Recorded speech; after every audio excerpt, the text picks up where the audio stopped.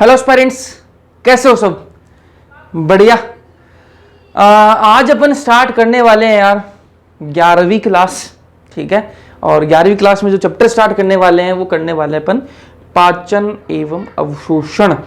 तो पाचन एवं अवशोषण जो चैप्टर अपन स्टार्ट कर रहे हैं, मतलब अपन ह्यूमन फिजियोलॉजी जो है उसकी शुरुआत करने वाले हैं। 11वीं क्लास की शुरुआत तो है ही है, ह्यूमन फिजियोलॉजी की भी शुरुआत है। पहले अपन ह्यूमन फिजियोलॉजी कंप्लीट करेंगे 11वीं क्लास के अंदर, उसके बाद में अपन बाकी के चैप्टर्स की बात करेंगे। पहले ह्यूमन फिजियोलॉजी साथ में चलती रहेगी, उसके अलावा ये तो जूलॉजी क्लासेस के अलावा बोटनी क्लास में आपकी चलती रहेगी। तो बोटनी के अंदर अपन करेंगे जो 12th वाला पोर्शन चल रहा है, अभी 2 चैप्टर और बाकी हैं उसमें, पहले वो करेंगे। एक चैप्टर जो आपको 6th चैप्टर जो मॉलिक्यूलर बेसिस ऑफ इनहेरिटेंस, वो अभी नहीं करेंगे, थोड़े दिन बाद में करेंगे, ठीक है ना। तो 12th वहां से वो 2 चैप्टर कंप्लीट करके इकोलॉजी के, उसके बाद अपन 11th की जो बोटनी है उसकी शुरुआत कर देंगे, ठीक है। तो ये अपन करने वाले हैं। इसके साथ साथ में सिलेबस जो है आपको दे दिया गया है, टेस्ट का 10 सितंबर को होने वाला है। और उसके अलावा जो आपकी एनसीईआरटी रीडिंग वाली जो है वो आपके लिए जो है कुछ डेमो लेक्चर्स भी आपके लिए मिलेंगे कि भैया ये इस तरीके से पढ़ाया जाएगा, तो आपको आइडिया लग जाएगी भाई अपन जो पैसे दे रहे हैं वो व्यर्थ नहीं जाए, है ना। तो उसके लिए एक डेमो लेक्चर आपको मिल जाएगा। उसके अलावा वो है आपको वो फुली आपको तो नोटिफिकेशन है उसका कि भैया 8 तारीख को आपको मिल जाएगा कि हाँ आपकी जो एनसीईआरटी रीडिंग है वो इस तरीके से काम करने वाली है। ये आपका डेमो लेक्चर लीजिए, लाइव क्लासेस होंगी, रिकॉर्डेड होंगी, वो आपको बता दिया जाएगा। कब बताया जाएगा? 8 तारीख को बताया जाएगा। और कब से स्टार्ट होगा वो रीडिंग सीरीज, वो भी आपको डेट जो है वो 8 तारीख को बता दी जाएगी, है ना। तो सारा उसमें बता दिया जाएगा आपको। 8 तारीख को जो है एक वीडियो मिलेगी आपको जिसमें आपको सारी चीज़ें बता दी जाएंगी। उसके अलावा ऐप पर भी आपको कंटेंट देखने के लिए मिलेगा एनसीईआरटी रीडिंग से रिलेटेड, ठीक है। चलो ये बातें हो गई। अब 11वीं क्लास की शुरुआत कर रहे हैं, तो सबसे पहले अपनी नोटबुक जो है वो अपने पास में रखना। पेन हाथ में आपकी होना चाहिए, सिर्फ हाथ में ही नहीं, वो नोटबुक में चलना भी चाहिए। मतलब आपको साथ साथ में नोट्स जो है वो बनाते रहना है, ठीक है। तो ये नोट्स तो आपको मिल ही जाएंगे टेलीग्राम चैनल पे या फिर ऐप पे मिलेंगे ना। तो ऐप पर जो आपको फ्री मटेरियल वाले सेक्शन में जाओगे, वहां पर आपको डॉक्यूमेंट्स का ऑप्शन दिखेगा, वहां पर आपको नोट्स जो है वो चैप्टर वाइज वहां पर अपलोड होते जाएंगे। जो टेलीग्राम पर है वो भी वहां से उठ के यहाँ पर आते जाएंगे ना, ऐप पे आएंगे सारी चीजें। तो ये जो नोट्स हैं वो आपको कहाँ मिलेंगे? ऐप पर मिलेंगे, ठीक है। तो ऐप को जिसने डाउनलोड नहीं किया वो डाउनलोड जरूर से कर लेना यार, है ना। हमारे पास भी ऐप है, अपना ऐप है, तो डाउनलोड कर लेना, ठीक है। चलो अब करते हैं शुरुआत पाचन एवं अवशोषण की, ठीक है। ये भी आवाज आ रही है, इसको थोड़ा सा इग्नोर कर लेना, अभी खत्म हो जाए आवाज, उसके बाद में करते हैं। चलो, पाचन एवं अवशोषण, अंग्रेजी में उसको बोलते हैं यार डाइजेशन एंड एब्जॉर्प्शन। क्या मतलब है यार, क्या मतलब है इन चीजों का, ठीक है। इसको पढ़ने से पहले अपन बात करते हैं कि भाई पाचन की जरूरत क्यों है ना। आप भी सुनते हो कि भाई इसकी पाचन शक्ति बढ़िया है, इसकी पाचन शक्ति खराब है, यार आज तो पचा नहीं खाना, है ना। तो ये क्या है भाई? पाचन वर्ड तभी तो काम आएगा जब अपन क्या खाएंगे? खाना, ठीक है। तो भोजन जब तक नहीं खाएंगे तब तक कोई मतलब नहीं है। भोजन किस लिए, भोजन क्या है, क्या है भोजन, ठीक है। तो भोजन के बारे में थोड़ी सी बातें कर लेते हैं। तो भोजन जो है ना वो सभी सजीव जीवों का मूलभूत आवश्यकता है। जितने भी सजीव हैं उनकी जो मूलभूत आवश्यकता क्या है? भोजन। भोजन बिना वो क्या है? कार्य नहीं कर सकते हैं। भाई आप खाना खाए बिना कितने दिन रह सकते हो, है ना। नहीं रह सकते, खाना तो खाना पड़ेगा, है ना। तो खाना जो जितने भी सजीव जीव हैं, खाना जो है वो बहुत इंपॉर्टेंट है। भोजन जो है वो बहुत इंपॉर्टेंट है। सबकी मूलभूत आवश्यकता क्या है? भोजन ही है। आप पढ़ रहे हो, आप किस लिए पढ़ रहे हो भाई? किस लिए पढ़ रहे हो? कि भाई कल को डॉक्टर बन जाओगे बढ़िया, और उसके बाद में क्या है आपकी बढ़िया लाइफ स्टेबल रहेगी यार, है ना। देखना नहीं पड़ेगा किसी भी चीज के लिए ना। तो उसमें मेन क्या है? फूड, है ना। खाना तो मेन इंपॉर्टेंट चीज है ना। खाना ही नहीं मिलेगा तो फिर क्या ही है। तो भोजन जो वो मूलभूत आवश्यकता है सभी जीवों की, सजीव। अब जो आपका जो भोजन है उसमें यार 2 चीजें होती हैं। क्या होती हैं भैया? यार उसमें एक तो होते हैं मैक्रो कंपोनेंट और एक होते हैं माइक्रो कंपोनेंट। ये जो मैक्रो कंपोनेंट होते हैं ना, या फिर मेजर कंपोनेंट बोल दो इनको, ये जो मेजर कंपोनेंट होते हैं ना, ये आपको ज्यादा मात्रा में चाहिए होते हैं आपके भोजन के अंदर। मेजर कंपोनेंट कौन से होते हैं? वो कंपोनेंट जो आपके भोजन में सबसे ज्यादा हो, ठीक है। और माइनर कंपोनेंट वो होते हैं जो आपके भोजन में कम मात्रा में होते हैं। भैया ये मेजर कंपोनेंट ऐसे कौन से कंपोनेंट है जो आपके खाने में सबसे ज्यादा होते हैं? भाई सब्जी रोटी नहीं, सब्जी रोटी नहीं, कंपोनेंट्स की बात हो रही है। कार्बोहाइड्रेट, प्रोटीन और फैट, ठीक है। कार्बोहाइड्रेट, प्रोटीन और फैट, ये 3 चीजें जो है वो क्या है? मेजर कंपोनेंट है जो खाने में सबसे ज्यादा जो है यही 3 चीजें पाई जाती हैं। बोले ठीक है। माइनर कंपोनेंट कौन से हैं फिर? आपके विटामिन हो गए और मिनरल हो गए। ये दो चीजें जो है आपके खाने में माइनर कंपोनेंट है, मतलब ये कम मात्रा में पाई जाती हैं, ठीक है। मिनरल और विटामिन कम होते हैं आपके खाने में, अपने भोजन जो भी खाते हैं अपन उसमें मिनरल और आपके विटामिन कम होते हैं, वही बात में कार्बोहाइड्रेट, प्रोटीन और फैटी ये ज्यादा होते हैं। भैया समझ में आ गई ये बातें? चलो तो फिर तो यही चीजें यहां लिखी हुई है। मेजर कंपोनेंट कौन से? कार्बोहाइड्रेट, प्रोटीन, फैट, वसा, ठीक है, फैटी वसा होती है। माइनर कंपोनेंट विटामिन, मिनरल, खनिज, ठीक है। अब बात करते हैं यार भोजन जो है वो क्यों खाते हैं? भोजन क्यों खाते हैं अपन? भोजन इसलिए खाते हैं क्योंकि उससे क्या ऊर्जा जो है वो प्राप्त होती है अपन को। भोजन इसलिए ही खाते हैं अपन क्योंकि उससे क्या मिलती है अपन को? ऊर्जा मिलती है। एक दिन खाना ना खाओ, ठीक है, और क्या होती है एकदम से एनर्जी बिल्कुल डाउन हो जाती है। तो खाना खाना बहुत इंपॉर्टेंट है। भोजन से क्या मिलेगी? ऊर्जा मिलेगी। और एक बात यह भी है कि भोजन से ऊर्जा तो मिलती है लेकिन सही तरीके से खाना भी इंपॉर्टेंट होता है। बोलो भैया सही तरीका क्या होता है खाने का? यार खाना अपन ने सुना होगा, आप बचपन से सुनते आ रहे हैं, चाहे घर वालों से सुनो या फिर अपने टीचर से सुनते हैं, अपन स्कूल में सुना होगा सबने अपने टीचर से या फिर घर वालों से कि खाना जो वो चबा चबा कर खाना चाहिए। भैया चबा चबा के खाने से क्या होगा? चबा चबा के जितना चबा चबा के खाने को खाओगे खाना बढ़िया से पचेगा। खाना बढ़िया से पचेगा तो ऊर्जा जो है वो बढ़िया से मिलेगी आपको। अगर आप खाना खा रहे हो एकदम तेजी तेजी से खा रहे हो, कुछ आप चबा नहीं रहे, उसको बस खा रहे हो सीधा डायरेक्ट पेट में, तो फिर वो खाना पचेगा नहीं तो उसका कोई ऊर्जा उससे कुछ नहीं मिलेगी और बस आपने खाना खाया, पेट में गया और बाहर निकल गया, बस इतना ही काम हुआ आपके भोजन का। आपको उससे कुछ फायदा नहीं हुआ, आपके शरीर को कुछ भी नहीं मिला उससे। आपने किया क्या? खाया, पेट में रखा और निकाल दिया, बस 3 चीजें हुई। आपके शरीर को कोई फायदा उससे हुआ नहीं है, ठीक है। आपको बस एक बार बढ़िया मजा आ गया, स्वाद आ गया, आपको पेट एक बार भर गया और बस निकल गया, बस 3 चीजें हुई हैं। तो भैया कैसे खाएं? चबा कम खाओ लेकिन चबा चबा कर खाना है। चबा चबा के खाओगे आपके शरीर के लिए सहूलियत रहेगी, ठीक है, जल्दी से खाना पच जाएगा। जल्दी खाना पचेगा तो क्या होगा? बढ़िया से ऊर्जा मिलेगी। बढ़िया से ऊर्जा मिलेगी तो आपका शरीर जो है बढ़िया से तंदुरुस्त रहेगा।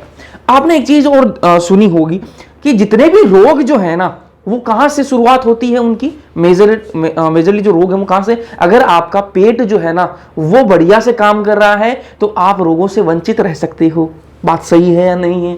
तो पेट जो है उसको कैसे स्वस्थ रख सकते हो? तो उसके लिए क्या है? खाना बढ़िया चबा के खाओ और बढ़िया क्या है भोजन खाओ, ठीक है। लेकिन अपन खाते तो हैं यार थोड़ा सा उल्टा सीधा जंक फूड तो खाते हैं, लेकिन ठीक है खा लो। चलो अब बात करते हैं पानी की। भोजन तो समझ में आ गया भैया, भोजन किस काम आता है? ऊर्जा देती है। लेकिन पानी क्यों पीते हैं? पानी का क्या बवाल है? पानी भी देख लो भाई, उपापचयी क्रियाओं में महत्वपूर्ण होता है। जो आपकी उपापचयी क्रियाएं हैं, मतलब मेटाबॉलिक जो रिएक्शंस हैं, उनके अंदर पानी का बहुत महत्व है। पानी पीओगे तो आपकी जो मेटाबॉलिक रिएक्शंस है, जो खाना पच रहा है, हर चीज में बहुत सारी रिएक्शन चल रही है शरीर के अंदर, अपने शरीर के अंदर बहुत सारी रिएक्शन है और सभी रिएक्शंस के अंदर पानी की बहुत ज्यादा जरूरत पड़ती है। तो पानी इंपॉर्टेंट है। तो क्या भैया खाना खाते टाइम हम पानी पिए तो हमारा खाना जल्दी पच जाएगा? नहीं जी, उसके लिए आपको साथ साथ में पानी नहीं पीना है, ठीक है। क्यों नहीं पीना है? उसके लिए यार जो आयुर्वेदा उसके अंदर कॉन्सेप्ट है ना कि साथ साथ में पानी पियोगी तो वहां पर जठराग्नि बोलते हैं ना उसको, जो पेट के अंदर जो अग्नि होती है उसको जठराग्नि बोलते हैं, वो शांत हो जाती है, ऐसा कॉन्सेप्ट है ना, मैंने थोड़ा सा पढ़ा है। चलो उसमें नहीं जाते हैं ना। पानी साथ साथ में नहीं पीना चाहिए, पानी 30-35 मिनट बाद में पीना चाहिए, ये भी आपने सुना होगा भैया, सुनते हैं ये बात भी। तो पानी का इंपॉर्टेंट रोल क्या है? आपकी जितनी मेटाबॉलिक रिएक्शंस हैं, जितनी भी आपकी क्रियाएं हैं, उपापचयी क्रियाएं हैं, उनमें पानी की आवश्यकता होती है। तो पानी एक तो किस चीज के लिए इंपॉर्टेंट है? उपापचयी क्रियाओं के लिए इंपॉर्टेंट है, ठीक है भैया। उपापचयी क्रियाओं के लिए पानी पी लिया हमने, उसके अलावा पानी का कोई इंपॉर्टेंस है क्या? उसके अलावा कोई रोल है क्या पानी का? हाँ जी बिल्कुल रोल है। क्या रोल है? ये आपके शरीर के अंदर जो है डिहाइड्रेशन, निर्जलीकरण जो है उसको रोकता है। डिहाइड्रेशन वर्ड आपने सुना होगा, ठीक है। किसी के भाई दस्त लग जाए, उल्टी हो जाए, है ना, तो वो क्या होता है? उसको क्या बोलते हैं कि यार बॉडी डिहाइड्रेट ना हो जाए, इसलिए क्या पानी पीते रहो। गर्मी के अंदर क्या है? पानी पीते रहो। पानी क्यों पीते रहो? बॉडी क्या है? डिहाइड्रेट ना हो जाए, क्योंकि पानी जो है अपन पसीना आता है, पसीने में पानी निकलता है ना। अपन क्या है? यूरिनेट करते हैं ना, है ना, मूत्र के थ्रू भी तो पानी निकलता है। बोला ठीक बात है, पानी निकलता है। तो वो पानी आ कहां से रहा है? आप जो पी रहे हो वही तो आ रहा है पानी, और कहीं शरीर थोड़ा बना रहा है पानी, अंदर कोई कुआं लड़ना लगा हुआ है, अपन पी रहे हैं वही पानी निकल रहा है बाद पसीने के रूप में हो, चाहे वो अपन मूत्र कर रहे हैं वो निकल रहा हो पानी, तो पानी तो निकल रहा है। बोला ठीक बात है। तो इसलिए पानी पीना चाहिए। किस लिए? एक तो आपकी उपापचयी क्रियाएं हैं वो आपकी बढ़िया रहेंगी, और उसके अलावा जो है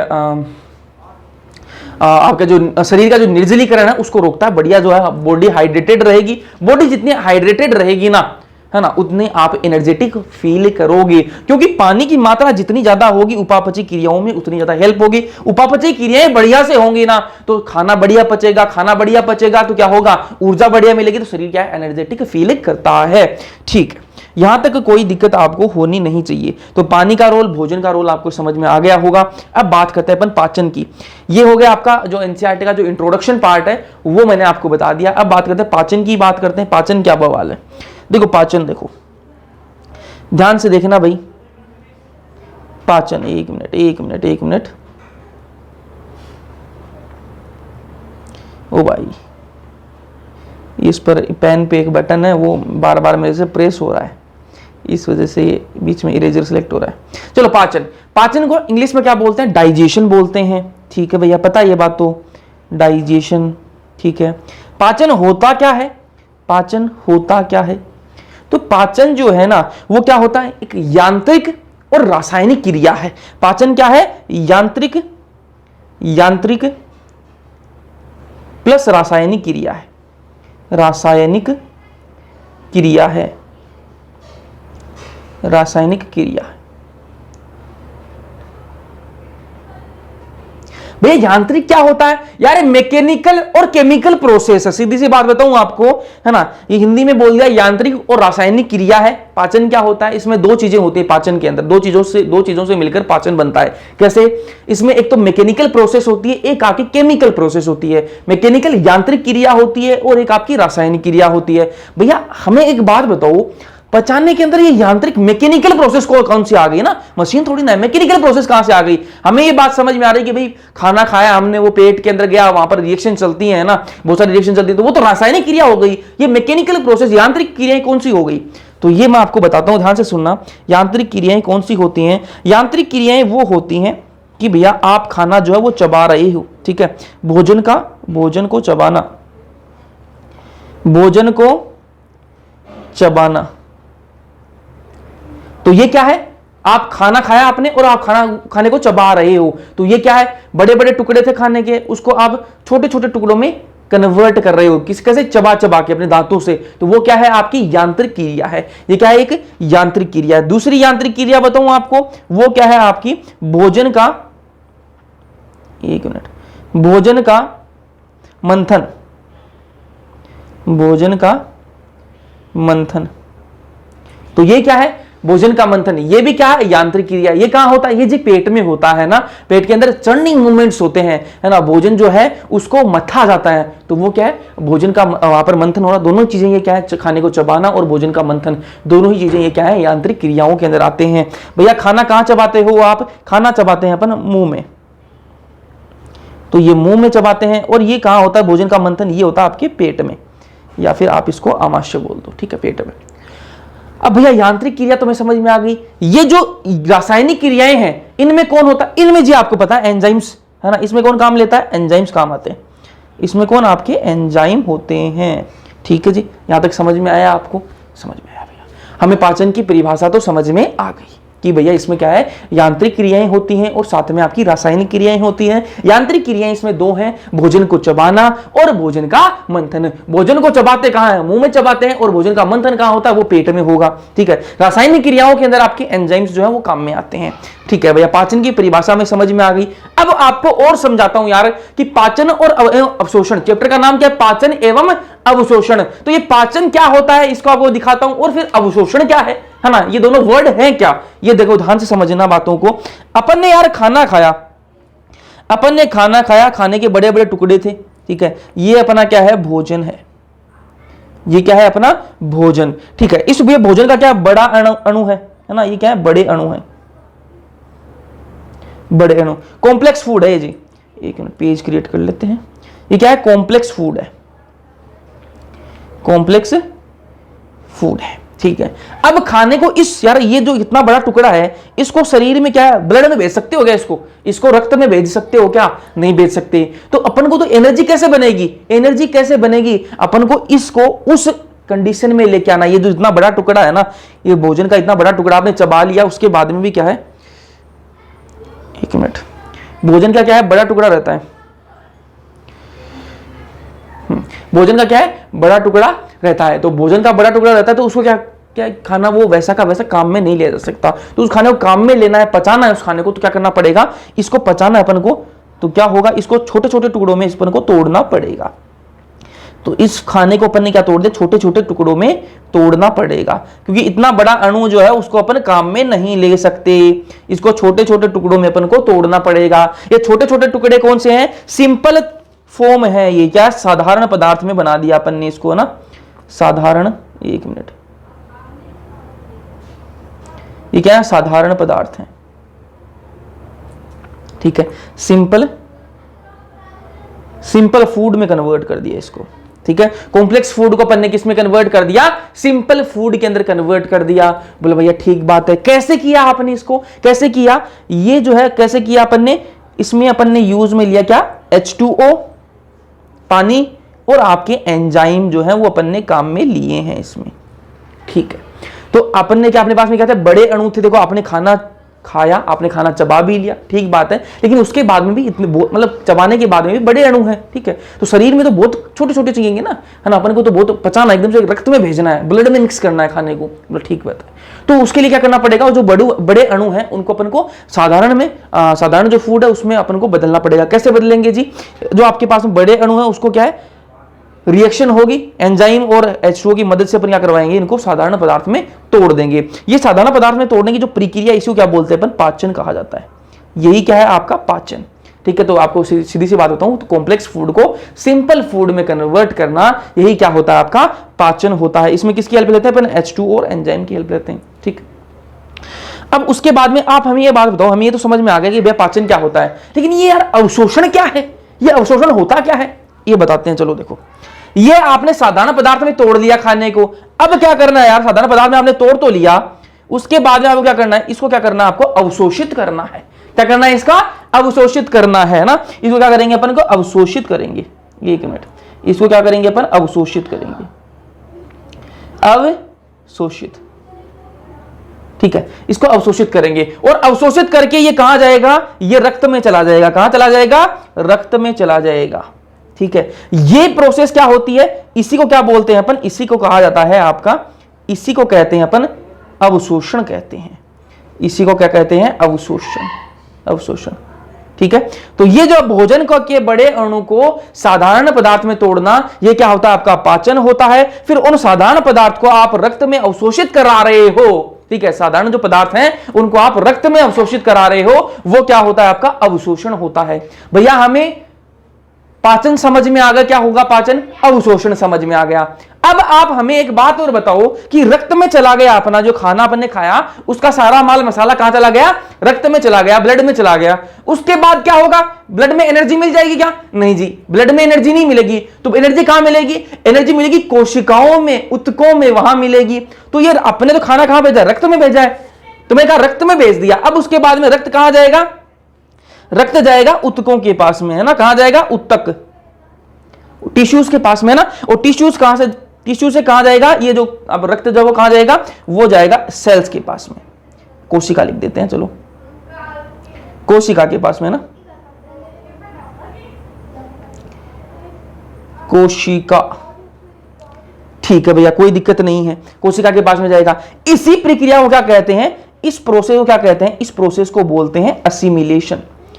इसको क्या कहा जाता है, एक मिनट, असिमिलेशन कहते हैं, असिमिलेशन, इसको क्या बोलते हैं, असिमिलेशन। हिंदी में इसकी बात करें स्वांगीकरण इसको बोलते हैं, स्वांगीकरण, ठीक है। अब वापस एक बार मैं आपको रिपीट कर देता हूं सारी प्रोसेस। भाई कुछ भी नहीं, आपने खाना खाया, ठीक है, चबा लिया, सारा काम कर लिया, उसके बाद में बड़े बड़े अणु हैं, वो कॉम्प्लेक्स फूड है, उसको आपको साधारण फूड में तोड़ना है। तो क्या करेंगे अपन, H2O और एंजाइम की मदद से वो टूट जाएगा और साधारण पदार्थ में कन्वर्ट हो जाएगा। इसको क्या बोलते हैं अपन, पाचन बोलते हैं। अब जो साधारण पदार्थ आपने बना लिया, जो सिंपल फूड आपने बना लिया, उस सिंपल फूड को आपको रक्त में अवशोषित करना है ना। अवशोषित करोगे तो उस अवशोषित करोगे उसको क्या बोलते हैं, अवशोषण करना। क्या बोल दिया? अवशोषण। भैया पाचन अवशोषण हो गया। अब रक्त जो है वो कहां जाएगा? ऊतकों के पास में, ऊतक से वो कोशिका के पास में ना। तो ये जो अपना ये जो खाना खाया है, ये जो अवशोषित किया है वो पदार्थ कहां जाएंगे? ऊतकों के पास में जाएंगे रक्त की मदद से ना, और फिर ऊतकों से कहां जाएंगे? कोशिका के पास में, और कोशिका उसको एनर्जी बनाने में काम में लेती है। तो कोशिका जो है उसके अंदर एनर्जी बनती है। इस प्रोसेस को क्या कहते हैं? एसिमिलेशन। तो आपको डाइजेशन समझ में आ गया, एब्जॉर्प्शन अवशोषण समझ में आ गया, और असिमिलेशन समझ में आ गया। तीनों वर्ड्स का मतलब आपको समझ में आना चाहिए, है ना। तो ये तीनों वर्ड्स का अपने को मतलब तो समझ में आया।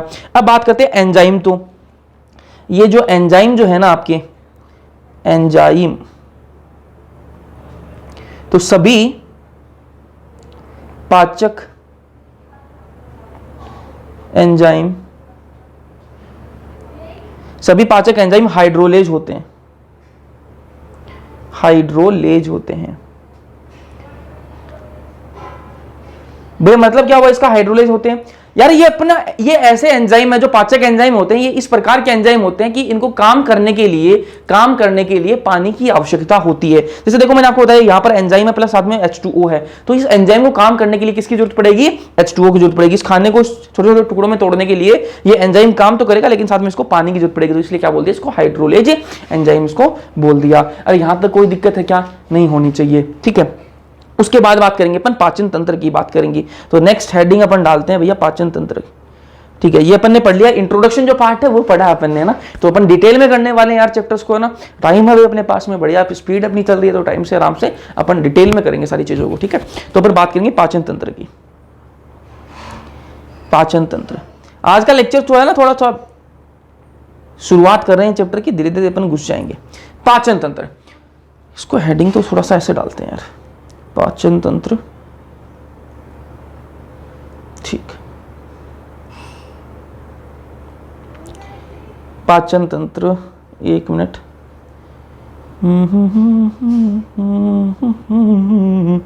ला ला ला,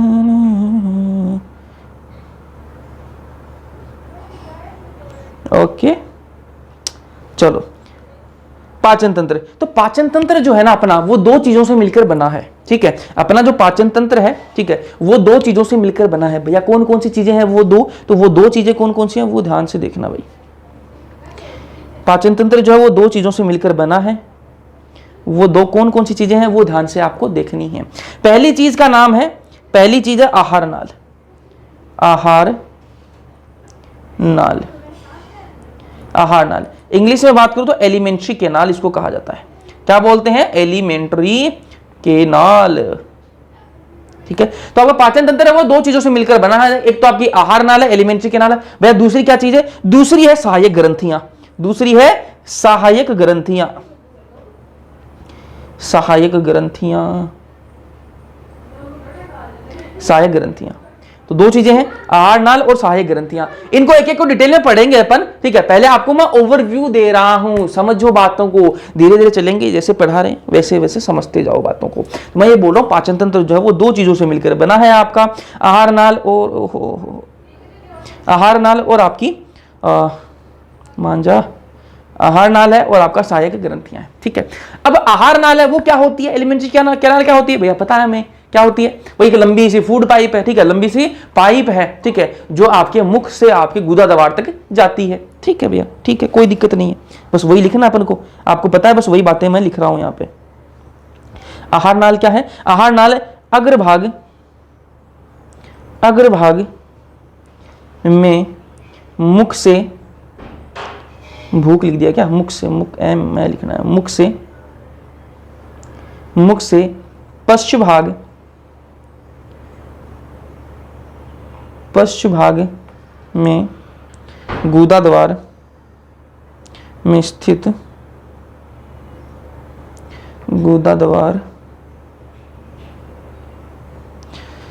तक, ठीक है। तो ये आपका mouth to anus, mouth to anus.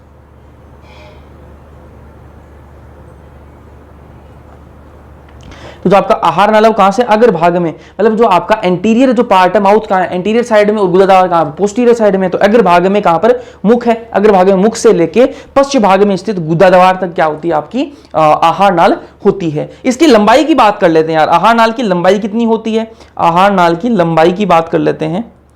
तो लंबाई जो है वो कितनी होती है, 1 मिनट, लंबाई आहार नाल की जो लंबाई है वो कितनी होती है, 6 से 7 मीटर, 6 से 9 मीटर, 1 मिनट, 6 से 9 मीटर, 6 से 9 मीटर, ठीक है। तो इसकी लंबाई होती है, काफ़ी लंबी होती है, ठीक है, लेकिन वो इतनी इतनी कोइल्ड होती है ना, कोयल बनी होती है, तो अपने शरीर में सेट रहती है, बाकी लंबी तो काफ़ी होती है। चलो यहाँ तक कोई दिक्कत आपको नहीं होनी चाहिए, ठीक है। तो ये अपन ने आहार नाल के बारे में बात करी। अब आहार नाल के अंदर अपन आहार नाल जो पूरी है उसको 3 भागों में अपन डिवाइड कर सकते हैं। भैया कौन कौन से भाग है, फोरगट, मिडगट और हाइंडगट, ठीक है। आहार नाल को अपन 3 भागों में उसको विभाजित कर सकते हैं। कौन कौन से भाग है वो, फोरगट, मिडगट और हाइंडगट। एक एक की बात कर लेते हैं, ठीक है, डिटेल में भी इनकी बात करेंगे। पहले अपन देखो समझो बातों को। पहला क्या है, फोरगट। फोरगट हिंदी में बात करूं तो अग्रांतर, 1 मिनट, अग्रांतर, ठीक है। दूसरा क्या है, मिडगट, मिडगट, मध्यांतर, मध्यांतर। तीसरा क्या है, हाइंडगट,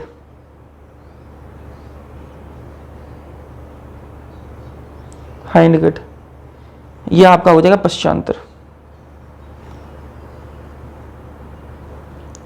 ये जो आपका फोरगट जो है ना, अग्रांतर जो वो कैसा है, ओरिजिन में कैसा है, वो ओरिजिन में है आपका एक्टोडर्मल। कैसा है, एक्टोडर्मल,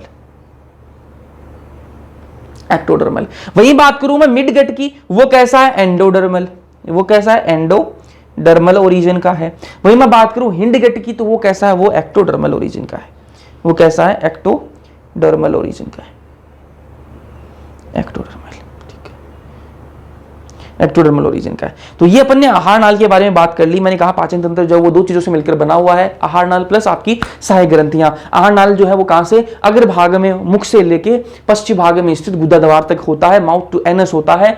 ये 6 से 9 मीटर का इसकी लंबाई होती है। उसके अलावा मैंने आपको बताया कि ये इसको 3 भागों में अपन विभाजित कर सकते हैं, फोरगट, मिडगट और हैंडगट, है ना। अग्रांतर, मध्यांतर और पश्चांतर। अग्रांतर जो है वो एक्टोडर्मल होता है, मध्यांतर जो है वो आपका एंडोडर्मल होता है और पश्चांतर जो आपका एक्टोडर्मल होता है। अब बात करेंगे सहायक ग्रंथियों की, बात करेंगे तो सहायक ग्रंथियां कौन कौन सी हैं। पहली है आपकी सलाइवरी ग्लैंड। पहली जो ग्रंथि है वो कौन सी है आपकी, salivary gland, salivary gland. Hindi में बात करूं तो लार ग्रंथि, लार ग्रंथि, ठीक है। तो ये आपकी होगी पहली ग्लैंड, ये अपन को पढ़नी है, डिटेल में पढ़ेंगे इसको, है ना। उसके अलावा आपकी होगी गैस्ट्रिक ग्लैंड, होगी गैस्ट्रिक ग्लैंड, इसको भी डिटेल में पढ़ेंगे भाई, गैस्ट्रिक ग्लैंड। उसके बाद में आपकी होगी पेंक्रियाज, हो गया आपका पेंक्रियाज हो गया। भैया पेंक्रियाज क्या होता है, अग्नाशय, अग्नाशय, ठीक है। उसके बाद बात करें लीवर की, लीवर, लीवर, लीवर क्या होता है भाई, जिगर, ठीक है, जिगर। हिंदी में बात करें शुद्ध हिंदी में तो यकृत, अपनी जो मेडिकल की भाषा है उसमें यकृत, ठीक है। फिर और क्या पढ़ना है इसको अपन, इसके अंदर अपन को, इसके अंदर अपन और पढ़ना, अपन को इंटेस्टाइनल ग्लैंड्स अपन को पढ़ने हैं। क्या पढ़ने हैं, इंटेस्टाइनल ग्लैंड्स, इंटेस्टाइनल ग्लैंड्स अपन को पढ़ने हैं। इंटेस्टाइनल ग्लैंड्स, इंटेस्टाइनल ग्लैंड्स आंत्र ग्रंथियां ना, तो ये आंत्र ग्रंथियां अपन को पढ़नी है, ग्रंथियां, ठीक है। तो ये सारी चीजें अपन को पढ़नी है। ये भी मैं आपको ओवरव्यू दे रहा हूं चैप्टर का इस लेक्चर में, ठीक है। अगले लेक्चर में आपको बहुत सारी चीजें जो है वो बताई जाएंगी बढ़िया से, ठीक है। अभी बढ़िया से बता रहा हूँ, सब टेंशन मत लो ना। पाचन तंत्र जो वो 2 भागों में, आहार नाल, सारी चीजें रटा दूंगा, टेंशन मत लो ना। तो आपको दिक्कत नहीं आएगी, पूरी एनसीईआरटी है, ठीक है, कहीं दिक्कत नहीं आएगी। पाचन तंत्र 2 भागों में, आहार नाल प्लस आपका सहायक ग्रंथियां। सहायक ग्रंथियां कौन कौन सी बताई मैंने आपको, सलाइवरी ग्लैंड होगी, गैस्ट्रिक ग्लैंड होगी आपकी। उसके बाद मैंने आपको बताया पेंक्रियाज, अग्नाशय हो गया आपका। उसके अलावा मैंने आपको बताया गैस्ट्रिक ग्लैंड होगी ना, और उसके बाद इंटेस्टाइनल ग्लैंड होगी आपकी, और लीवर हो गया, ठीक है। तो ये सारी ग्लैंड जो है आपकी होती हैं, ठीक है। अब अपन बात करेंगे जो अपना डायग्राम है उसके पर चलते हैं अपन, ठीक है। एनसीईआरटी में जो दे रखा है वो थोड़ा सा इतना समझने वाला नहीं है, तो अपन अपने हाथ से बना के देखते हैं डायग्राम को, और कैसा बनता है, बनेगा। मेरा डायग्राम देखो मेरा बढ़िया नहीं है, ठीक है, लेकिन समझा सकता हूँ आपको, बढ़िया से समझ में आ जाएगा कि कौन सी चीज़ कहाँ पे है, ठीक है। देखते हैं, जो चित्रकार नहीं हूं मैं भैया। आहार नाल की बात करेंगे ना, मैंने आपको बताया पाचन तंत्र में दो चीजें मिलकर बने हुए, आहार नाल और सहायक ग्रंथियां। पहले हम आहार नाल को पढ़ेंगे बढ़िया से, उसके बाद अपन करेंगे किसकी, सहायक ग्रंथियों की बात करेंगे। देखो आहार नाल पढ़ लिया, सहायक ग्रंथि पढ़ ली, उसके बाद में पाचन होता कैसे, उसकी क्रियाएं क्या होती हैं, उन पर चलेंगे। ठीक है, तो ये इस प्रोसेस में अपन काम करने वाले हैं। सबसे पहले अपन को पढ़ना पड़ेगा आहार नाल होती क्या है, इसको डिटेल में पढ़ेंगे। ठीक है, तो हेडिंग डाल लो भैया आहार नाल। क्या है आहार नाल, एक मिनट, आहार नाल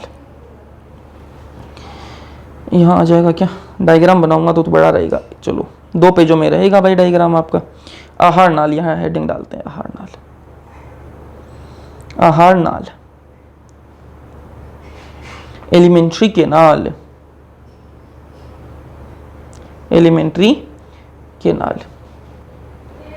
डायग्राम को ध्यान से देखना। ठीक है, कैसा बन रहा है उस पर ज्यादा फोकस मत करना, जो चीजें समझाई जा रही हैं उन पर ज्यादा फोकस रखने की कोशिश करना। चलो ध्यान से देखना भाई डायग्राम को, ये डायग्राम समझ लोगे है ना साथ साथ में, तो आपको कहीं कोई दिक्कत नहीं आएगी।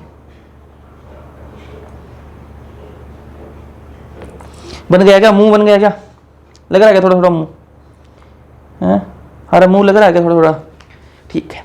तो ये मैंने क्या बना दिया, मुंह बना दिया किसी का, तो ठीक है। अब यहां पर देखो आपको चीजें जो है मैं इंडिकेट करके दिखा रहा हूं, ये क्या है भाई, इसका नोज,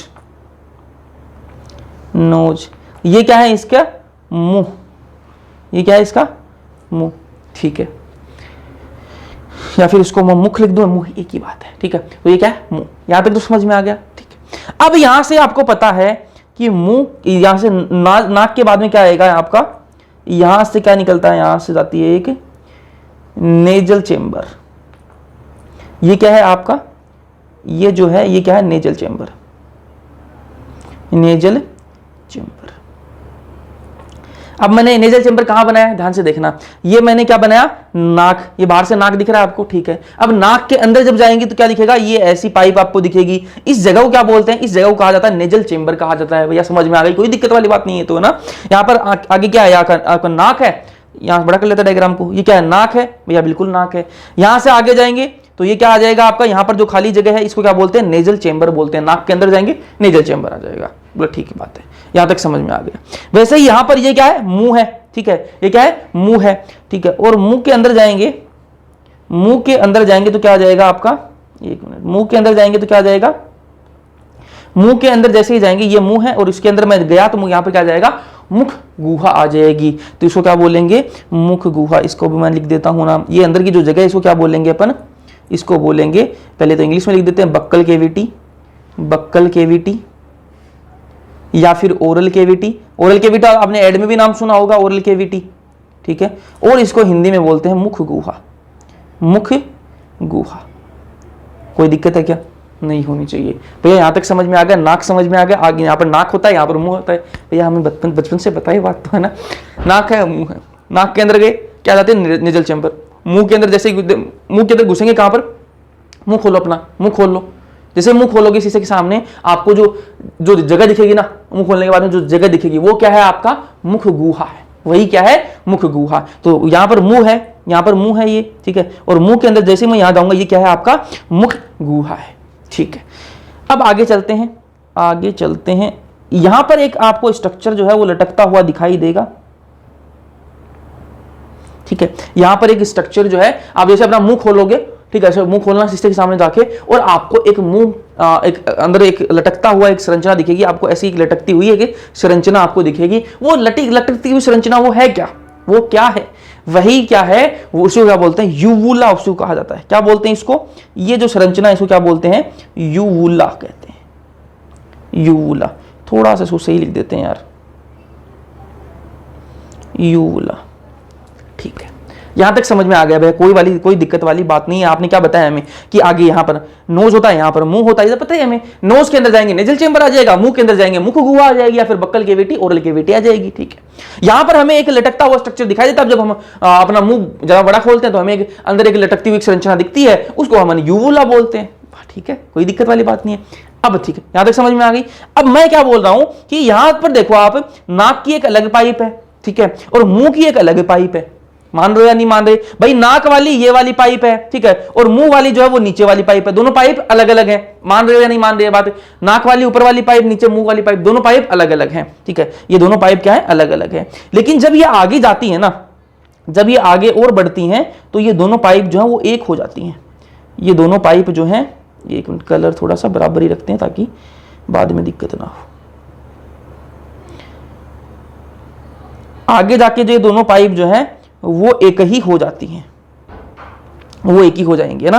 तो यहां पर तो ये दोनों पाइप देखो, यहां पर तो दोनों अलग अलग पाइप थी, ठीक है, लेकिन यहां पर देखो ये दोनों पाइप क्या है? एक में एक हो गई, दोनों एक ही हो गई, ठीक है। तो ये दोनों पाइप एक हो गई, इसको क्या बोलते हैं? इस पाइप को क्या कहा जाता है? इसको बोलते हैं फेरिंग्स बोलते हैं। क्या बोलते हैं? फेरिंग्स। घर्षणी, घर्षणी बोलते हैं इसको, है ना, हिंदी में घर्षणी, इंग्लिश में फेरिंग्स इसको कहा जाता है। बस ठीक है भैया, आप भी समझ में आ गया, हमें फेरिंग्स तक समझ में आ गया। अब मैं ये बोल रहा हूं, फेरिंग्स से जैसे ही अपन आगे जाएंगे, फेरिंग्स से ये पाइप जो है आगे जाएगा, यहां आ रहा है, यहां पर फिर वापस से दो पाइप आ जाएंगी। स्टार्टिंग क्या कहां से हुई थी? दो पाइप थी, एक नाक की एक मुंह की, ठीक है। थोड़ी आगे चले अपन तो दो नाक वाली और मुंह वाली पाइप जो है वो दोनों आपस में मिल गई और आपस में मिलकर एक नई पाइप में खुली। वो कौन सी थी? फेरिंग्स आपकी, जिसको घर्षणी बोलते हैं हिंदी में, ठीक है। अब घर्षणी जो है वो आगे गई तो यहां पर क्या आ गई? दो पाइप आ गई, ठीक है। यहां पर क्या आ गई? दो पाइप वापस आ गई, ठीक है। ये जो आगे वाली पाइप है ना, ये वाली जो पाइप है ना, आगे वाली पाइप, ये कौन सी है? ये आपकी ट्रेकिया है। ये क्या है? आपकी ट्रेकिया, ठीक है। और ये क्या? आपकी ट्रेकिया। ये पाइप का मुंह बना देते हैं, एक मिनट, पाइप का मुंह बना देते हैं ताकि आपको पाइप दिखे। ये वाली पाइप हो गई। दूसरी हो गई आपकी ये वाली पाइप, इसका मुंह भी सही से बना देते हैं थोड़ा सा, ठीक है। ये दोनों पाइप हो गई। आगे वाली पाइप कौन सी? ट्रेकिया, ठीक है। इसको और क्या कहा जाता है? विंड पाइप बोलते हैं। इसको क्या बोलते हैं? विंड पाइप इसको कहते हैं, ठीक है। विंड पाइप भी लिख देते हैं, चलो, विंड पाइप, विंड पाइप। इसके अलावा इसको श्वास नली भी बोल देते हैं, श्वास नली, ठीक है। ये तो समझ में आ गया हमें। अब ये दूसरी वाली पाइप कौन सी? आगे वाली पाइप तो ट्रेकिया है आपकी, लेकिन ये दूसरी पाइप कौन सी है? ये है आपका ईसोफेगस। ये क्या है आपका? ईसोफेगस। ईसोफेगस हिंदी में बात करो तो ग्रीशिका। क्या है? ग्रीशिका, ईसोफेगस। यहां तक समझ में आया या नहीं आया यार? ये बताओ मुझे। कुछ भी नहीं बताया, ये डायग्राम ध्यान से देख लोगे ना, डायग्राम ध्यान से देख लोगे, इस चैप्टर की आपकी सारी चीजें जो है ना वो आपको पता रहेंगी यार, कौन सी चीजें कहां पर है, वरना फिर ऐसे ही मारे मारे घूमते रहोगे, ठीक है। तो ये डायग्राम जो है वो बहुत इंपॉर्टेंट है। इनको बिल्कुल कुछ भी नहीं है डायग्राम है, नॉर्मल डायग्राम है, कुछ भी नहीं है इसके अंदर। क्या बताया मैंने भाई? यहां पर नाक है, यहां पर मुंह है, नाक के अंदर जाएंगे नेजल चैम्बर आ जाएगा, मुंह के अंदर जाएंगे मुख गुहा आ जाएगी, ठीक है। शुरू में देखिए नाक की पाइप और मुंह की पाइप अलग अलग होती है, फिर आगे थोड़ी से जाएंगे, शुरू में पाइप दोनों अलग अलग रहेंगी, उसके बाद दोनों पाइप आपस में मिल जाती है। जहां पर दोनों पाइप आपस में मिलती है ना और एक नई बड़ी पाइप में खुल जाती है, उस बड़ी पाइप को क्या बोलते हैं? फेरिंग्स बोलते हैं। फिर थोड़ी दूर आगे बढ़ जाते हैं, वो फेरिंग्स जो है वो घर्षणी जो है, फेरिंग्स जो है वो बड़ी पाइप, वो आगे जाके दो पाइपों में खुल जाती है। वो दो पाइपें कौन सी हैं? एक तो आपकी होगी ट्रेकिया, श्वास नली होगी, दूसरी आपकी होगी क्या? ईसोफेगस, घर्षिका होगी। अरे कोई दिक्कत है क्या यार? नहीं होनी चाहिए, ठीक है। बहुत ही नॉर्मल बातें बता रहा हूं। अब यहां पर आप एक चीज देखो, यहां इन दोनों के बीच में, इन दोनों के बीच में, चलो उसके पहले की बात बता दूं, ये जो ईसोफेगस है ना, ईसोफेगस जो है इसकी यार जो ओपनिंग है ना, जहां से ये खुल रहा है, ये जहां से ये पाइप खुल रही है, उस ओपनिंग को कहते हैं गलट। इस ओपनिंग को क्या बोलते हैं? एक मिनट, गलट बोलते हैं। इसको क्या बोलते हैं? गलट। थोड़ा छोटा कर लेते हैं, इसको कहा जाता है गलट, ठीक है। इस ओपनिंग को क्या बोलते हैं? गलट बोलते हैं। भैया इसकी ईसोफेगस की ओपनिंग को अगर गलट बोलते हैं तो ट्रेकिया की ओपनिंग को क्या बोलते हैं? ट्रेकिया की ओपनिंग को बोलते हैं ग्लोटिस। इसकी ओपनिंग को कहा जाता है ग्लोटिस, ग्लोटिस, ठीक है। कोई दिक्कत नहीं होनी चाहिए। या ट्रेकिया की ओपनिंग जहां से पाइप खुलती है, उस खुलने वाली पाइप, उस खुलने वाली जो ओपनिंग है उसको क्या बोलते हैं? ग्लोटिस बोल दिया। और वहीं घर्षिका की जो है, आपकी जो ईसोफेगस जो है उसकी जो ओपनिंग है उसको क्या बोल दिया अपन ने? गलट बोल दिया। कोई दिक्कत वाली बात नहीं है, ठीक है। अब यहां पर यार एक स्ट्रक्चर होता है, इन दोनों पाइप की जो बीच में क्या होता है? एक स्ट्रक्चर होता है, यहां पर एक संरचना होती है ना। इस संरचना का क्या नाम है? इसको क्या कहते हैं? इसको संरचना को थोड़ी सी बड़ा बनाता हूं मैं। यहां पर ये एक संरचना होती है ना, इसका नाम क्या है? इसका नाम है इपीग्लोटिस। इसका नाम क्या है? इपीग्लोटिस।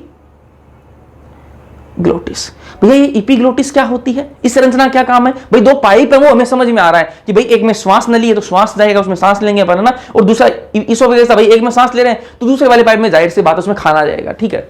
ये बात तो हमें समझ में आ गई। लेकिन ये बीच में जो आपने ये जो स्ट्रक्चर बनाई है इपिग्लोटिस, है ना, ये इपिग्लोटिस जो आपने संरचना बनाई है, ये इपिग्लोटिस जो आपने संरचना बनाई है, इस संरचना का क्या काम है ये बताइए हमें। तो मैंने कहा आपने यहां से मुंह से खाना खाया, आपने यहां से क्या खाया, मुंह से खाना खाया, भैया खा लिया हमने, खा लिया, ठीक है। यहां पर तो क्या दोनों पाइपों के बीच में क्या थी, ये देखो बीच में पार्टीशन बना हुआ है ना, ये ऊपर वाली नाक वाली पाइप है, ये मुंह वाली पाइप है, बीच में क्या है पार्टीशन बना हुआ, तो क्या है खाना जो वो नाक में नहीं जाएगा, ठीक है।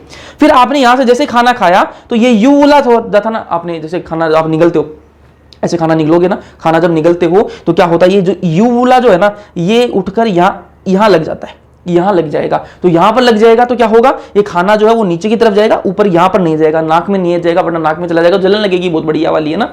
तो ये जो यूवुला इसका क्या काम है, जब आप खाना निगलोगे, ऐसे डिग्लूटेशन बोलते हैं इसको, खाना निगलते हो, जब खाना आप निगलोगे उस टाइम पर ये जो यूवुला है यहां से उठकर यहां लग जाएगी ना, ऐसे लग जाती है, तो ये खाना जो वो नीचे की तरफ जाएगा, ऊपर यहां नहीं आएगा।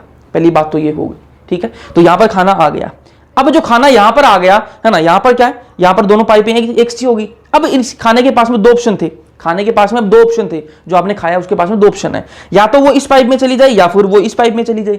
अब खाने के पास में दिमाग थोड़ी ना है कि भाई मेरे को क्या है ईसोफेगस में ही जाना है, मेरे को तो क्या है ईसोफेगस में जाना है, वो खाना तो इसमें भी तो जा सकता है ना, ट्रेकिया में तो जा सकता है, श्वास नली में जा सकता है खाना, बिल्कुल जा सकता है भैया। तो इससे बचने के लिए क्या होता है, यहां पर इपिग्लोटिस होता है।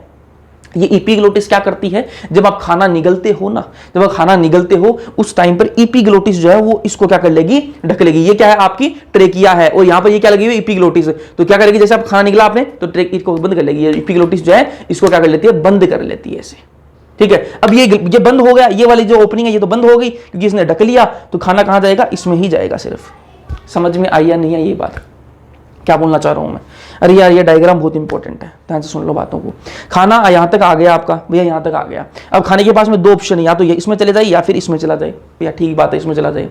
अब खाने के पास में दिमाग थोड़ी ना है कि मुझे इसमें जाना है, खाना तो इसमें भी जा सकता है, जा सकता है। तो उससे बचने के लिए क्या क्या लगाया, यहां पर इपिग्लोटिस लगाया हुआ है। ये इपिग्लोटिस क्या करती है, जब आप खाने को निगलते हो उस टाइम पर इपिग्लोटिस जो है वो इसको बंद कर लेती है, इसको श्वास नली को बंद कर लेती है, और खाना जो है वो इसमें चला जाता है, इसोफेगस में चला जाता है, ठीक है। और आपने यार एक चीज देखी होगी कि कई बार जो है अब खाना जो है वो श्वास नली में चला जाता है, और आपको फिर खांसी है ना, और नाक से सब कुछ निकलने लग जाता है ना, पानी वानी सब, है ना, और हालत खराब हो जाती है, मिर्ची और लगती है। वो क्यों होता है भैया, वो क्यों होता है, वो इसलिए होता है कि आप अगर खाते टाइम अगर बात कर रहे हो, खाते टाइम अगर आप बात कर रहे हो, तो खाते टाइम अगर आप बात कर रहे हो, आपको पता है कि जब अपन बात करते हैं तो मुंह से हवा निकलती है, अपने मुंह के अगर हाथ लगा के देख लो और कुछ बोल के देख लो, आपके मुंह से हवा भी निकल रही है, साथ में करके देख लो भाई, निकल रही है हवा। तो जो हवा निकल रही है ना, तो अंदर से जो वाइब्रेशन जो वो कहां से आ रही है, यहां से वो हवा निकल रही है, कहां से, श्वास नली से तो आएगी हवा। हवा कहां से निकल रही है, श्वास नली से। तो आप बोल रहे हो उसमें श्वास नली का रोल है, बिल्कुल रोल है। तो हवा यहां से निकल रही है, मतलब बोलते टाइम जो है इस इपिग्लोटिस को बेचारे को खोलना पड़ेगा, क्योंकि तभी तो हवा बाहर निकलेगी ना। आप खाना भी खा रहे हो, आप बोल भी रहे हो। पहले आप समझो कि जब बोलते हैं अपन तो हवा निकलती है, वो हवा कहां से आ रही है, आपकी श्वास नली से आ रही है, बिल्कुल ठीक बात है। तो हवा लाने के लिए क्या करना पड़ेगा, इसको इपिग्लोटिस को खोलना पड़ेगा, और खाना खाने के लिए इसको बंद करना पड़ेगा, है ना। तो आप जब खाना खा रहे हो उस टाइम पर ये कंफ्यूज हो जाता है, यार ये बात कर रहा था, मेरे को हवा भी निकालनी पड़ रही है बाहर में, और ये खा भी रहा है, तो मेरे को उसको बंद भी करना पड़ रहा है, मैं करूं तो करूं क्या। तो पहले तो ये सोचता है कि बंद करूं कि ना करूं, फिर ये क्या करता है, एकदम से बीच में खड़ा रह जाता है, बीच में से खड़ा रह जाता है कि मैं कुछ नहीं कर रहा भाई, तू कर ले, तू बात कर ले, पहले तू बात कर ले। तो जब आप बात करते रहोगे ये खड़ा हो जाएगा, उसके बाद में क्या होगा, आपका खाना जो है वो इसमें चला जाता है। जब अगर खाना इस नली में चला जाएगा तो क्या होगा, आपको खांसी आएगी, फिर तो आपको सबको पता है क्या होता है, ठीक है। फिर आप कितना ही पानी पी लो थोड़ी देर तो आपको बढ़िया वाली मिर्ची लगती है, ठीक है। तो ये सारा सिस्टम होता है। अब खाना यहां पर चला गया, ईसोफेगस के अंदर खाना चला गया, उसके बाद ईसोफेगस के बाद में कौन सा पार्ट आता है उस पर चलते हैं अपन। यहां तक आपको समझ में आ जाना चाहिए पूरा डायग्राम, उसके बाद में अपन आगे चलते हैं, ध्यान से सुनना। ईसोफेगस जो है वो कहां खुलता है, वो खुलता है आपके पेट में खुलेगा भाई। ईसोफेगस कहां खुलता है, आपके पेट में। थोड़ा सा इसको और सही से बनाते हैं। ईसोफेगस कहां खुलेगा, आपके पेट में। अब पेट के पार्ट देख लो भाई, पेट के भी पार्ट है, वो पार्ट देख लो। ये जो वाला जो पार्ट है इसको क्या बोलते हैं, फंडस। ये क्या है आपका, फंडस, ठीक है। ये वाला क्या है आपका, कार्डियक पार्ट है। कार्डियक को हिंदी में बोलते हैं भैया जठरागम। इसको कहते हैं जठरागम। हाँ, ये वाला पार्ट आपकी बॉडी, हिंदी में काय। फिर ये वाला पार्ट आपका पाइलोरिक। तो ये आपके स्टमक के पार्ट है, आपके जो आमाशय है जो उसके पार्ट है पाइलोरिक। पेट को क्या बोलते हैं हिंदी में? आमाशय बोलते हैं ना। हाँ, पेट भी हिंदी का वर्ड है लेकिन आमाशय बोलते हैं। अपनी जो साइंस की लैंग्वेज है हिंदी की, उसमें आमाशय है।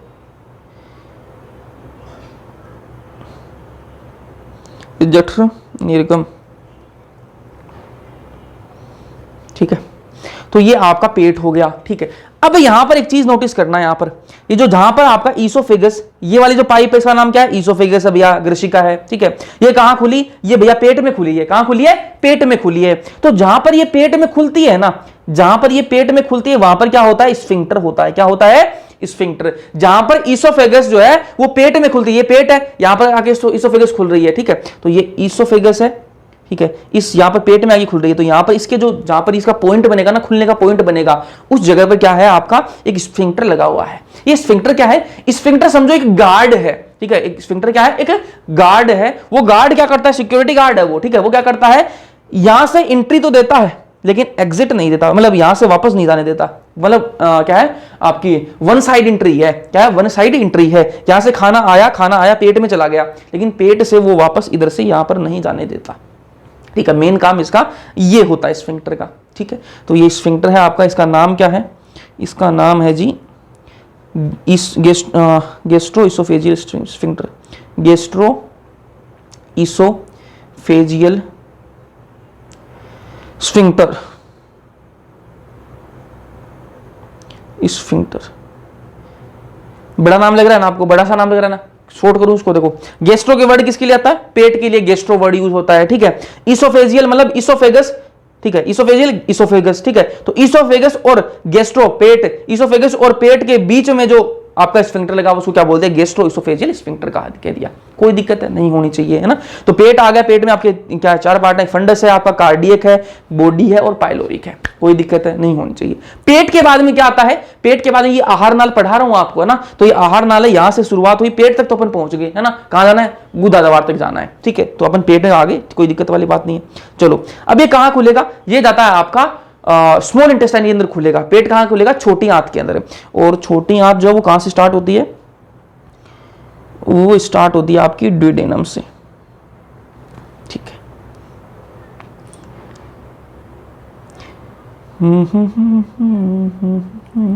ये क्या है आपका? ड्यूडेनम, ड्यूडेनम, ठीक है। और यहां पर देखो आपको ये है पेट में, जहां पर आपकी इसोफेगस आई वहां पर एक स्फिंक्टर लगा हुआ होता है, और जहां से पेट जो है वो ड्यूडेनम में खुलता है वहां पर भी क्या होता है? स्फिंक्टर लगा हुआ होता है। यहां पर भी एक गार्ड साहब बैठे हैं, यहां पर भी एक गार्ड साहब बैठे हैं, और उनका नाम क्या है? Pyloric sphincter. Pyloric sphincter. Pyloric sphincter क्यों बोला इसको?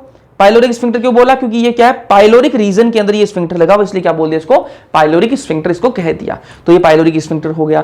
स्फिंक्टर का क्या काम है भाई? वन साइड एंट्री है, यहां पर एंट्री मिलेगी लेकिन वापस यहां पर एग्जिट नहीं मिलेगा। इस साइड से एग्जिट नहीं मिलेगा, आपको आगे ही बढ़ना पड़ेगा, आगे से एग्जिट लेना पड़ेगा, वापस पीछे नहीं आ सकते आप। एक बार घुस गए तो बस उसी में जाना आपको, ना। तो यहां से वापस आपको एंट्री नहीं मिलती, ठीक है। तो ये स्फिंक्टर का काम है। यहां से ये ड्यूडेनम, ड्यूडेनम किसका पार्ट है? आपका स्मॉल इंटेस्टाइन का पार्ट है। तो स्मॉल इंटेस्टाइन जो है ड्यूडेनम से स्टार्ट हो जाती है। तो ये क्या आपका? ड्यूडेनम। और इसका आपको दिख रहा है कैसा शेप का? ये सी शेप का है। कैसा है? सी शेप का दिख रहा है ना, ये देखो सी ऐसा ही तो बनता है। तो ये क्या है? सी शेप का स्ट्रक्चर आपका बन गया, ठीक है। ड्यूडेनम के बाद में क्या आएगा आपका? ड्यूडेनम के बाद में कलर मैं थोड़ा सा चेंज कर लेता हूं ताकि आपको दिखे बढ़िया से। ड्यूडेनम के बाद में आता है आपका जीजेनम। ड्यूडेनम के बाद में क्या आता है आपका? जीजेनम। ये क्या है आपका? जीजेनम। बाद में लिखता हूं उसका नाम, ठीक है, क्योंकि अपन आगे बनाएंगे तो चीजें जो है मैशअप हो जाएंगी। इसका नाम क्या है? जीजेनम है। चलो मैं लिख ही देता हूं ना, थोड़ा सा बड़ा करके लिख देता हूं, कोई दिक्कत वाली बात नहीं। ये क्या है आपका? जीजेनम। जीजेनम, ठीक है। ये ग्रीन कलर में जो आपको दिख रहा है, और ग्रीन कलर में मैंने आपको देखो सीधा सीधा नहीं बनाया। देखो ड्यूडेनम मैंने आपको सीधा सीधा बनाया, लेकिन ये ग्रीन कलर वाला जो है ना, वो देखो मैंने ऐसे कोइल्ड बनाया है ना, क्या है? कुंडलित बनाया। तो ये कुंडलित भाग ही होता है ना। जीजेनम कैसा होता है? कुंडलित होता है, ठीक है। इनको सबको डिटेल में पढ़ेंगे, पर मैं आपको पूरी संरचना बता रहा हूं कैसा होता है। चलो, जीजेनम के बाद में क्या आता है? ये भी स्मॉल इंटेस्टाइन का पार्ट है। ये क्या आता है आपका? इलियम आता है। उसके बाद में क्या आएगा आपका? उसके बाद में आता है आपका इलियम। इलियम, ये क्या है आपका इलियम है, ठीक है, ये क्या है इलियम। चलो मैं इसका नाम यहाँ लिखता हूं, इलियम। इलियम, तो ड्यूडेनम समझ में आ गया आपको, ये क्या है आपका, जहां पर पेट जो है वो जिसमें खुलता है, पेट जो है आपका जहां पर खुलता है वो क्या है आपका ड्यूडेनम, ड्यूडेनम के बाद आता है जिजेनम, जिजेनम के बाद आता है आपका इलियम। ये तीन किसके पार्ट है आपकी स्मॉल इंटेस्टाइन के। यहां पर आपकी स्मॉल इंटेस्टाइन जो छोटी आंत जो है वो खत्म हो गई, ठीक है। हाँ, उसके बाद अपन आगे चलते हैं। ये जो आपका इलियम है वो कहां खुलता है, वो खुलता है यार एक थैले जैसे स्ट्रक्चर में खुलता है, इस संरचना में वो खुलता है, इसमें खुलता है। इसको क्या बोलते हैं, इसको कहा जाता है सीकम, इसको बोलते हैं सीकम। हिंदी में इसको बोलते हैं अंधनाल। क्या बोलते हैं, अंधनाल। अंधनाल, अंधनाल इसको क्यों बोला है, आप एक चीज नोटिस करना, जो आपका बैग होता है ना, बैग होता है, शॉपिंग बैग होता है आपका, जो कपड़े वाला बैग होता है, वो देखो हर साइड से बंद होता है, एक साइड से खुला हुआ होता है। ये आपको बैग जैसा नहीं दिख रहा क्या, देखो ये देखो, ये पकड़ने वाला बैग जैसा नहीं दिख रहा, इसलिए इसको अंधनाल। सीकम का मतलब क्या होता है, थैले जैसी संरचना, तो थैले जैसी संरचना इस पर। इस सीकम से क्या जुड़ा हुआ होता है, इस सीकम से जुड़ा हुआ होता है, आपने सुना होगा एक वर्ड अपेंडिक्स, अपेंडिक्स सुना होगा आपने, ठीक है। तो यहां पर जुड़ा हुआ था क्या, अपेंडिक्स। यहां क्या है, अपेंडिक्स। ये क्या है आपकी अपेंडिक्स, अपेंडिक्स, अपेंडिक्स। हमें समझ में आ गया, अपेंडिक्स भी समझ में आ गई, सीकम भी समझ में आ गया। अब सीकम के बाद में क्या आएगा भैया, सीकम के बाद में क्या आएगा, सीकम के बाद में आता है यार कोलन आता है। क्या आता है, कोलन।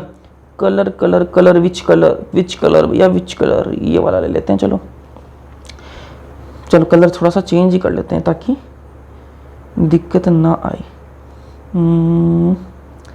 थोड़ा सा ले लेते हैं, कैसा, बैंगनी कलर, ये सही रहेगा क्या, यहाँ से ले लेते हैं, देखते हैं। यहां से आएगा क्या, दिखता है, दिख रहा है ना।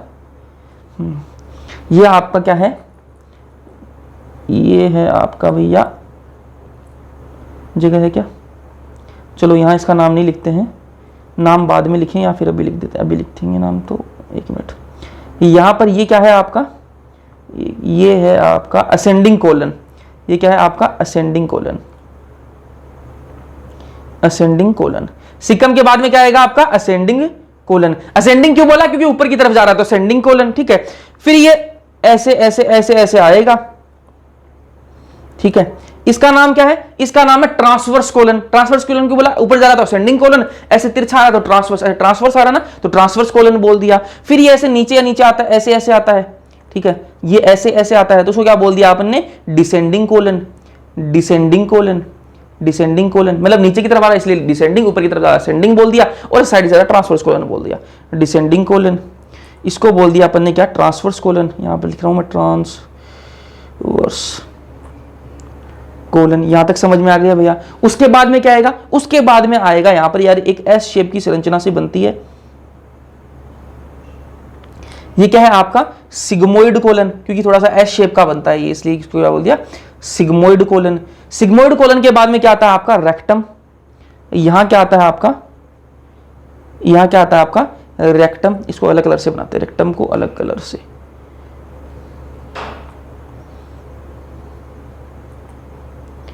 यहां क्या आता है आपका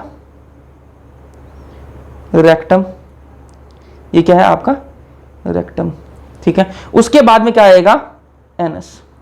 रेक्टम के बाद में क्या है एनस, ठीक है। तो ये आपका हो गया गुदा द्वार।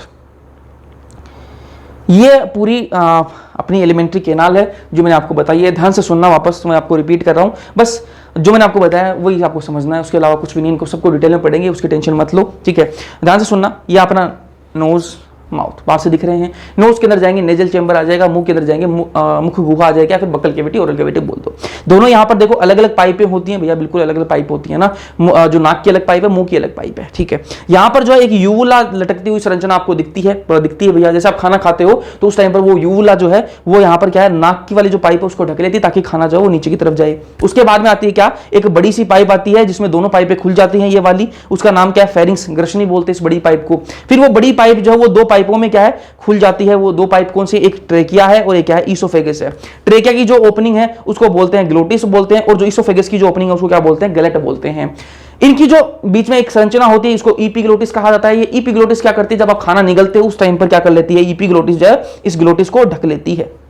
याद ना रहे किसको कौन सी ढकती है, तो नाम देखो, ईपी मतलब ऊपर, किसके आएगी, ग्लोटिस के। किसके ऊपर आएगी, ग्लोटिस के ऊपर आएगी ना। तो ईपी ग्लोटिस वो कहां किसके ऊपर आती है, ग्लोटिस के ऊपर आती है ना। तो ओपनिंग किसके, गलेट किसके, ईसोफेगस के, और ग्लोटिस किसके, ट्रेकिया की। उसके बाद में ईसोफेगस वो कहां खुलता है, वो पेट के अंदर खुलेगा, ठीक है। पेट के और जो आपका आमाशय बोल दो ना, आमाशय और जो आपका ग्रीशिका है उसके बीच में यार क्या होती है, गार्ड साहब बैठे रहते हैं, उनको क्या बोलते हैं, स्फिंक्टर। कौन सा स्फिंक्टर, गैस्ट्रोइसोफेजियल स्फिंक्टर इसको कहा जाता है। उसके अंदर आपका आमाशय, उसके अंदर 4 भाग होते हैं आपके, फंडस, कार्डियक, बॉडी, पाइलोरिक। अब जो पाइलोरिक पार्ट है जो आमाशय का, वो कहां खुलता है, वो स्मॉल इंटेस्टाइन के अंदर, छोटी आंत के अंदर खुलता है। और छोटी आंत के अंदर भी कहां, छोटी आंत का कौन सा पार्ट है, ड्यूडेनम पार्ट के अंदर, ये ड्यूडेनम है, इसके अंदर खुलता है। ड्यूडेनम कैसा होता है, शी शेप का होता है, आगे बात करेंगे इसकी।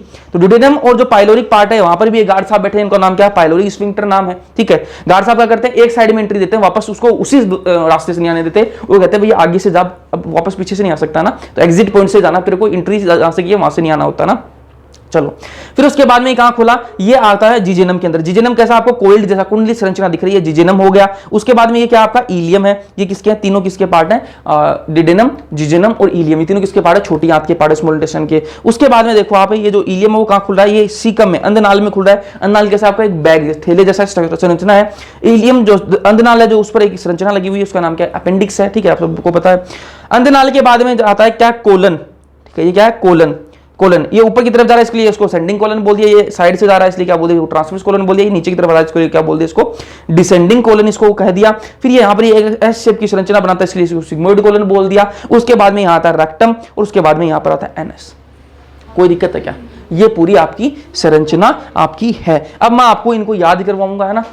लेक्चर है क्या, चलो अभी 1 घंटा नहीं हुआ ना, कोई नहीं। कितने बजे तक, कितने बज गए, 9:50, कर लेते हैं थोड़ा सा और है, कल रिपीट तो करना पड़ेगा ही मेरे को। चलो आज तक यहाँ तक करें या यहाँ तक ही करते हैं, कल करें बाकी का। चलो यहाँ तक ही करते हैं। लेक्चर कैसा लगा भाई, पहला लेक्चर था अपना 11वीं क्लास का, है ना, 11वीं क्लास का पहला लेक्चर था, ठीक है। इस साल के लिए, इस सेशन के लिए पहला लेक्चर था। उससे पहले करवा चुका हूँ मैं 11वीं, ठीक है। तो ऐसा टेंशन मतलब कि मैं 11वीं पहली बार ही करवा रहा हूँ ना, इससे पहले करवा चुका हूँ। इसलिए पहला लेक्चर कैसा लगा आपको, आपको समझ में आया या नहीं आया, वो कमेंट सेक्शन में कमेंट करके जरूर बताना। कैसा लगा यार, है ना, जरूर बताना। और वीडियो पसंद आया लाइक कर देना, अपने दोस्तों के साथ में शेयर जरूर से करना। और रही बात एनसीईआरटी रीडिंग की, तो वो 8 तारीख को आपको वीडियो मिलेगा यार, है ना। और उसके लिए डेमो वीडियो जो है वो मिल जाएगा आपको, कैसे क्या होने वाला सारी चीज़ें उसमें मिलेंगी, है ना। तो जो भी आपको प्राइस उसकी रखी जाएगी, बहुत ही कम प्राइस है यार, है ना। कोई हिंदी मीडियम के लिए तो इतनी कम प्राइस में मुझे नहीं लगता कोई दे पाएगा। बाकी दे भी सकता है यार, लेकिन मैं अपनी हिसाब से बता रहा हूँ कि मैंने कम से कम रखी है। और आपको मैंने बताया कि वो प्राइस मैंने क्यों रखी है, इसीलिए रखी कि सारी चीज़ें आ जाएं, ताकि आपको मैं भी यार फिर आपको लाइव क्लासेस जो है वो ले पाऊँ, आपके बढ़िया तरीके से आपको पढ़ा पाऊँ, आपको डीपीपी वगैरह टाइम से मिल पाएँ। तो एक थोड़ी सी अमाउंट की जरूरत पड़ रही है, तो उसी अमाउंट के लिए मैंने वो पेड रखा। बाकी पेड रखने का कोई मतलब नहीं है भाई, मैं यूट्यूब पे करवा सकता था वो सारी चीज़ें, ठीक है। ऐसा नहीं कि मेरे को बहुत सारे पैसे कमाने, उससे सेटअप लग जाए तो आपको लाइव क्लासेस का आनंद आपको देखने के लिए मिले। और बात रही ट्यूशन प्रैक्टिस की, तो ट्यूशन प्रैक्टिस करवाऊंगा, लेकिन वो मेरा विचार है कि मैं लाइव क्लासेस लेके करवाऊं, ताकि ट्यूशन प्रैक्टिस करने में मजा आए। रिकॉर्डेड में मजा नहीं आएगा ट्यूशन प्रैक्टिस करने का ना। तो लाइव में कुछ आप पूछोगे, कुछ मैं बताऊंगा, ठीक है, मजा आएगा फिर। चलो, तो लेक्चर कैसा लगा कमेंट सेक्शन में कमेंट करके जरूर बताना। वीडियो पसंद आया कर देना, अपने दोस्तों के साथ में शेयर कर देना। बाकी मिलते हैं नेक्स्ट लेक्चर के अंदर, तब तक के लिए पढ़ते रहो।